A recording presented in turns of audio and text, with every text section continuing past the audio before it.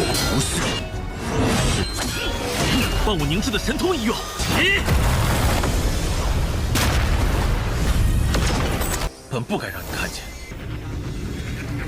我对你从无歹意，血脉如灯油尽库，就有这把破印之剑，甘献祭。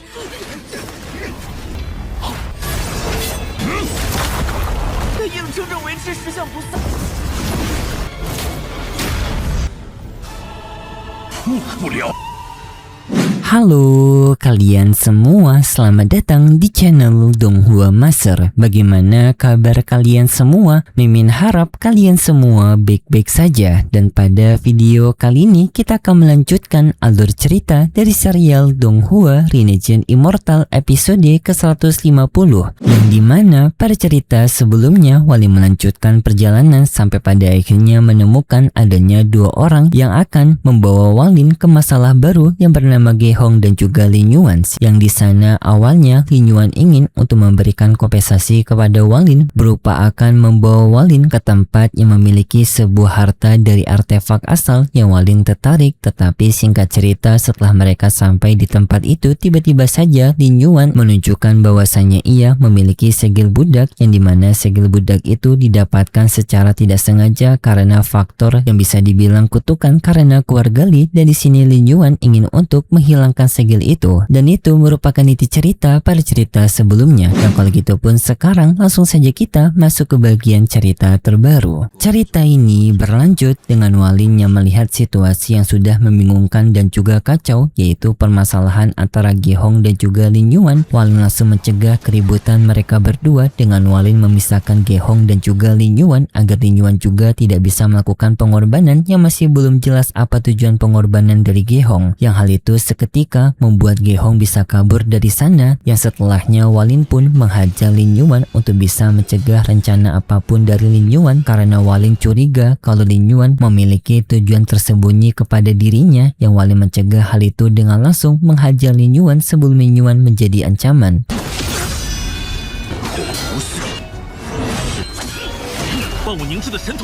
Tetapi Lin Yuan menenangkan kepada Walin bahwasanya ia tidak memiliki niatan buruk kepada Walin. Dirinya hanya ingin untuk meminta bantuan kepada Walin karena ia ingin untuk meminjam teknik berhenti Walin agar bisa untuk menyingkirkan segel budak dari tubuhnya dan juga keturunan keluarganya. Tetapi Walin tidak percaya. Walin langsung menghajar Lin Yuan dengan menggunakan teknik penghentian dan setelahnya memukul Lin Yuan. Walin mengancam kalau ia tidak suka untuk dijebak, tetapi di saat itu Lin Yuan dapat melawan Walin.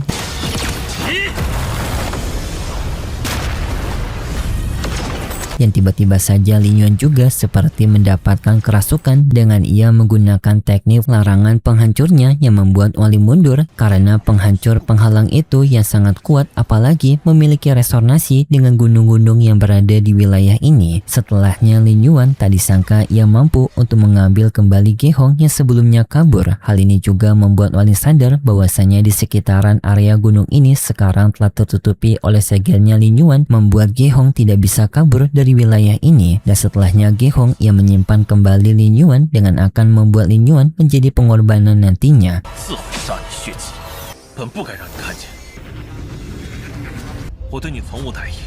Setelahnya Lin Yuan ia bersikap tenang kepada Walin, yang juga ia meminta maaf kepada Walin karena sebelumnya telah menakuti Walin menggunakan segel larangan penghancurnya, yang di sana juga Lin Yuan mengambil kembali segel penghancur itu agar Walin tidak terancam. Yang lalu Lin Yuan kembali ingin meminta bantuan kepada Walin dengan pertama-tama Lin Yuan bercerita tentang masa lalu dari keluarga Linya kepada Walin. Lin Yuan bercerita kalau keluarga Linya dulu merupakan keluarga yang cukup terkenal pada wilayah All Heavens sebagai keluarga yang hebat dalam bidang ahli formasi. Tapi di suatu saat pada era dulu, keluarga Li mendapatkan sebuah musibah yang dimana leluhur dari keluarga Li mereka mendapatkan segel budak, yang segel budak ini memberikan pengaruh buruk bagi seluruh keluarga Li, yang dimana keluarga Li kultivasi mereka ditahan sampai berada di ranah ascendant puncak, yang dimana mau bagaimanapun cara mereka berlatih keras, mereka tidak akan bisa untuk menembus ke tahapan kedua, yang hal itu membuat keluarga Li tidak bisa berkembang lagi. Dan tidak hanya itu, keluarga Li juga umur hidup mereka hanya bisa mencapai 30% dari kultivator biasa, yang hal itu semakin membuat keluarga Li menuju kepunahan.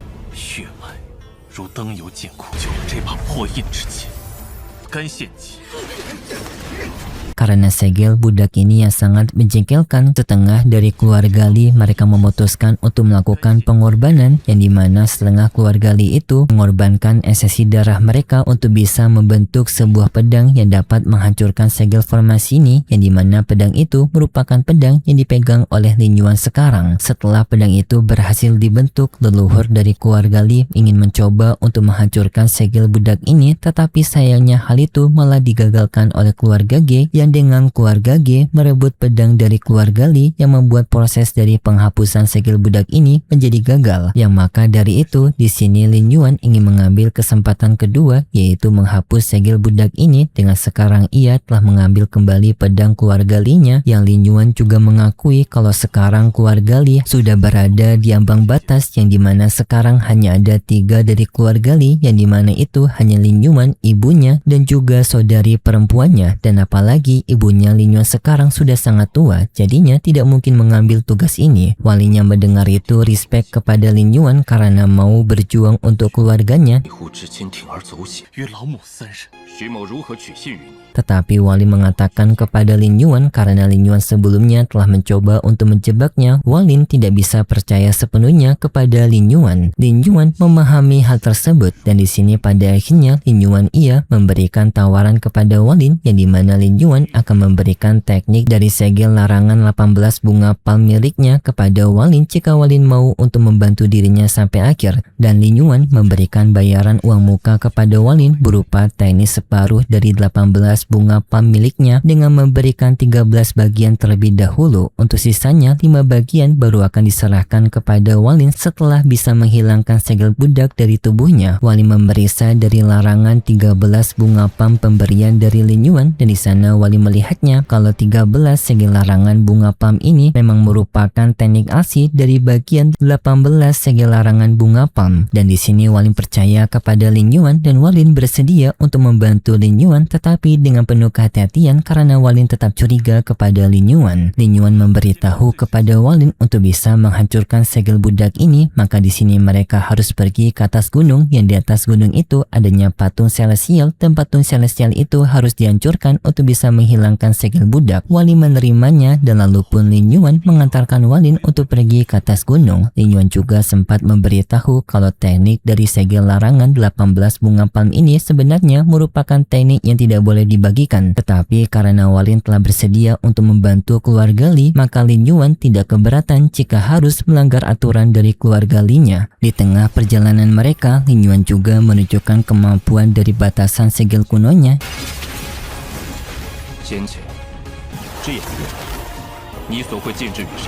Di sana Walin dibuat kaget karena tempat dari pegunungan ini bisa untuk diatur oleh Lin Yuan, dan di sana Lin Yuan menjelaskan kalau segel kuno yang berada di gunung ini merupakan segel kuno yang dikuasai oleh keluarga Li-nya, yang artinya secara singkat seluruh gunung yang berada di wilayah ini berada di bawah kendalinya Lin Yuan. Dan karena Walin juga telah mengetahui batasan kuno, Walin menilai kalau batasan kuno yang dikuasai oleh Lin Yuan dan juga gunung-gunung ini kemungkinan telah berada di atas tingkatan standar, yaitu telah berada di tahapan 4 tingkatan, yang dimana 4 tingkatan itu adalah Heaven, Earth, Mystery, dan juga Yellow. Lin Yuan membenarkan penilaian Walin, dan Lin Yuan memberitahu bahwasanya tingkatan segel kuno ini merupakan tingkatan segel void. Sekaligus Lin Yuan memberitahu bahwasanya tingkatan dari batasan kuno banyak orang tidak mengetahui adanya batasan kelima, yang dimana batasan itu adalah void ini. Singkat cerita, mereka pada akhirnya telah sampai di puncak gunung, dan di sana tiba-tiba saja di saat Lin Yuan dan juga Walin mendekati puncak gunung, tiba-tiba saja Lin Yuan penggerakannya berhenti, yang membuat Walin kaget.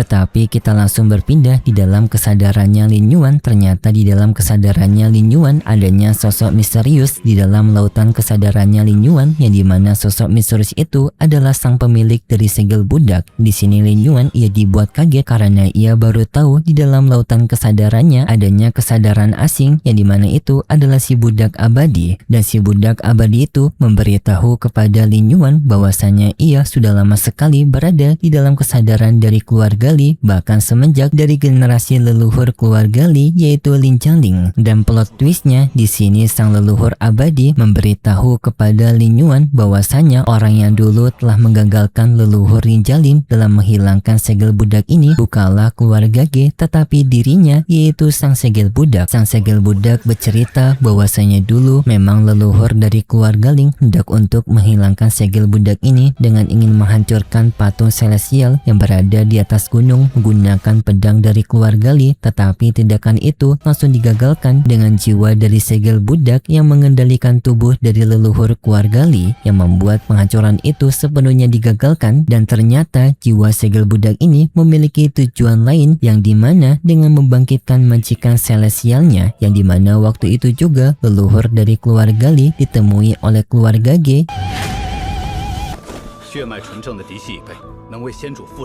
yang dimana keluarga Ge itu juga membawa pengorbanan dari generasi muda keluarga Ge, yang artinya di sini memang keluarga Ge pada saat itu ada berada di tempat keluarga Li, tetapi mereka bukan untuk menggagalkan keluarga Li tetapi ingin membantu sang segel budak untuk bisa membangkitkan sang majikan celestial dengan melakukan pengorbanan dari generasi muda keluarga Ge, karena ternyata sang tuan celestial ini berasal dari keturunan keluarga Ge. Dan plot twistnya lagi, sang jiwa segel budak itu memberitahu bahwasanya pedang dari keluarga Li ini bukan untuk bertujuan membebaskan segel budak dari keluarga Li tetapi untuk bertujuan membangkitkan sang tuan celestialnya, karena di dalam pedang itu menyimpan jiwa-jiwa abadi dari keluarga Li. Artinya dari awal hingga akhir perjuangan dari keluarga Li untuk membebaskan segel budak mereka itu sebenarnya merupakan manipulasi dari jiwa segel budak ini yang bertujuan sebenarnya membangkitkan tuan celestialnya.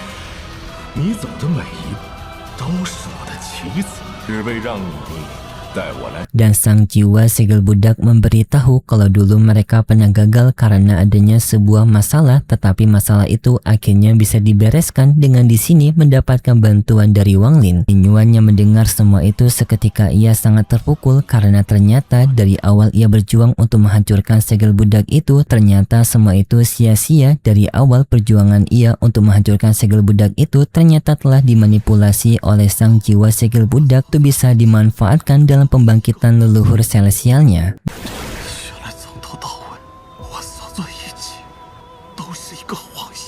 Dan Lin Yuan juga merasa sangat menyesal karena telah melibatkan Wang Lin. Setelahnya Lin Yuan pun kembali terbangun, tetapi yang bangun ini bukanlah Lin Yuan, namun sang jiwa segel budak yang bertujuan untuk membangkitkan tuan celestialnya. Dan sangat disayangkan di sini Wang Lin tidak mengetahui permasalahan antara jiwa segel budak dan juga Lin Yuan. Namun karena di sini tubuh Lin Yuan oleh jiwa segel budak membuat Wang Lin merasa curiga kepada Lin Yuan karena Lin Yuan tiba-tiba saja sikapnya berubah seperti menjadi seseorang yang berbeda. Li Guo juga merasakan hal yang sama, tetapi setelah Wang Lin mencoba untuk memeriksa Lin Yuan, Wang Lin tidak bisa melihat adanya perbedaan dari tubuh Lin Yuan, yang membuat Wang Lin pun merasa kebingungan sebenarnya apa yang telah terjadi kepada Lin Yuan.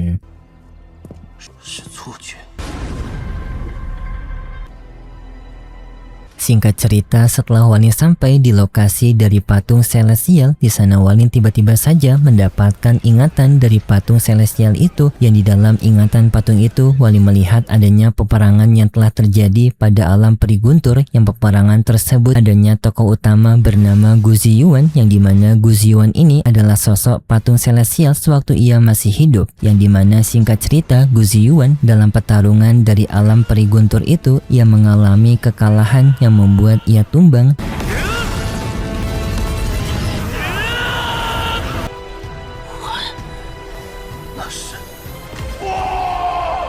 Dan di saat Gu Ziyuan akan tewas, tiba-tiba saja adanya suara yang terdengar seperti ia tidak terima dengan tuannya yang tewas, yang dimana suara itu adalah si jiwa dari segel abadi. Dan setelah melihat semua ingatan itu, kesadaran Wang Lin kembali, dan di sana Wang Lin melihat Lin Yuan telah berada di depan patung celestial Gu Ziyuan bersama dengan Ge Hong. Lalu Lin Yuan melakukan pengorbanan kepada Ge Hong dengan mengatakan tujuan dari pengorbanan ini adalah untuk bisa membebaskan keluarga Li dari segel segel budak jiwa, tetapi sebenarnya itu adalah kebohongan karena yang mengatakan itu adalah sang jiwa segel budak untuk bisa mempertahankan kepercayaan Wang Lin. Setelah Gehong dikorbankan, esensi darahnya Gehong dipakai untuk bisa membangkitkan sang majikan Celestial ataupun Gu Ziyuan, dan dalam pembangkitan tersebut Wang Lin tidak ingin untuk langsung membantu Lin Yuan dan mencoba untuk merangkum semua kecuriganya Wang Lin. Yang singkat cerita, di sana Wang Lin teringat dari ingatan masa lalu Gu Ziyuan. Dalam pertarungan itu Gu Ziyuan ia menggunakan pedang, tetapi kenapa dalam pertarungan itu pedang Gu Ziyuan tidak ada? Karena Li Guo juga curiga kepada Lin Yuan. Li Guo pun mencoba untuk memeriksa di dalam patung itu. Yang singkat cerita, Li Guo pun pada akhirnya memberikan laporan kepada Wang Lin, yang setelah itu Wang Lin langsung mengambil keputusan untuk mendekati patung itu, tetapi bukan untuk membantu sang jiwa budak abadi membagikan majikan Celestialnya Gu Ziyuan, namun untuk menghancurkan patung tersebut menggunakan pedang perinya.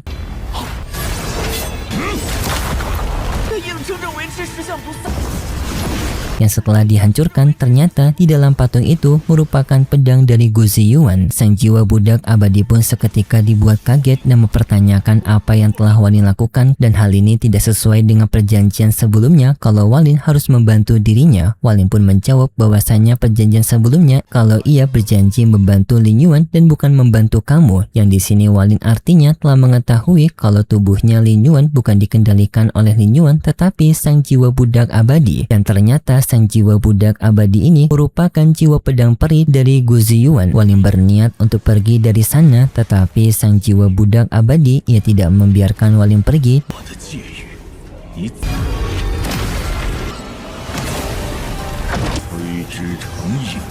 Dengan ia menggunakan teknik dari formasi larangan 18 bunga pam untuk menangkap Wang Lin kembali, yang di sana juga sang jiwa budak abadi mengancam kepada Wang Lin bahwasanya Wang Lin tidak akan bisa bebas dari tempat ini karena tempat ini yang telah dikuasai oleh sang jiwa budak abadi. Wang Lin juga menyadari hal itu. Wang Lin juga sadar ia tidak akan bisa melawan karena kekuatan dari jiwa budak abadi itu jika berada di area terlarang ini kekuatannya kemungkinan telah menyamai ranah tingkatan kedua. Dan di sini Wang Lin sadar untuk dirinya bisa terbebas pada situasi ini adalah dengan mencoba untuk Lin Yuan mendapatkan kesadaran kembali pada tubuhnya. Karena jika kesadaran Lin Yuan bisa dikembalikan, maka jiwa budak abadi itu sulit untuk menguasai tempat ini. Wang Lin pun meminta kepada Lin Yuan untuk segera terbangun, yang di saat bersamaan juga Wang Lin tetap mencoba untuk mencari cara lain agar bisa terbebas dari masalah ini. Dan 误不了。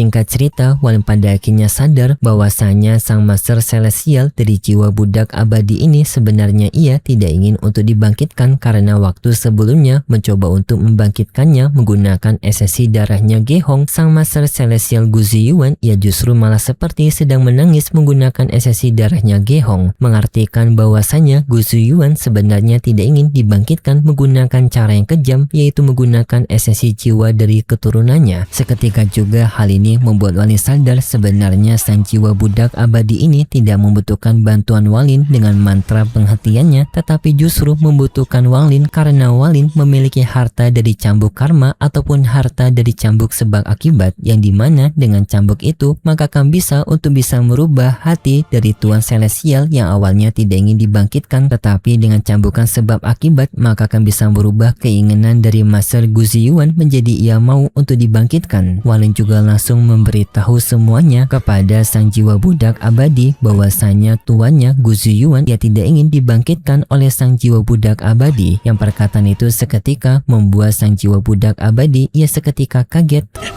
只有我，而是你的主人。哎，他 Tetapi sayangnya setelah itu cerita bersambung. Gokil, pada cerita kali ini plot twistnya sangat tebal cuy. Yang intinya ternyata Lin Yuan dirasuki oleh jiwa budak abadi, yang dimana jiwa budak abadi ini ternyata merupakan jiwa pedang peri dari sang Celestial Gu Ziyuan, dan sang jiwa pedang peri ini ternyata sangat sayang kepada majikan Gu Ziyuannya, dan ia tidak terima dengan kematian dari Gu Ziyuan, dan ia ingin untuk membangkitkan Gu Ziyuan dengan cara pengorbanan keturunan dari Gu Ziyuan, yang berasal dari keturunan keluarga Ge, tetapi Gu Ziyuan ternyata tidak ingin dibangkitkan dengan metode kejam harus mengorbankan keturunannya, yang maka dari itu ia menolak kebangkitan, yang alasan ini membuat kenapa kebangkitan pertama gagal karena Gu Ziyuan menolak pembangkitan ini. Dan sekarang Walin dan juga cambuk karmanya menjadi kunci untuk pembangkitan dari Gu Ziyuan, karena cambuk karmanya Walin bisa untuk merubah hati dari Gu Ziyuan yang awalnya tidak ingin dibangkitkan menjadi mau untuk dibangkitkan. Tetapi sayangnya endingnya menggantung. Namun kita akan melihat penyelesaian masalah dari jiwa budak abadi ini dan juga Li Yuan untuk cerita selanjutnya di minggu depan besok. Dan kalau gitu pun seperti biasa Mimin mengingatkan kalau cerita ini merupakan dongeng fiksi yang bertujuan sebagai penghibur saja yang berasal dari karangan novel. Terima kasih buat kalian semua yang sudah menonton video ini sampai akhir. Jika kalian suka dengan video kali ini, bisa beri like serta subscribe dan sampai jumpa di video selanjutnya. See ya!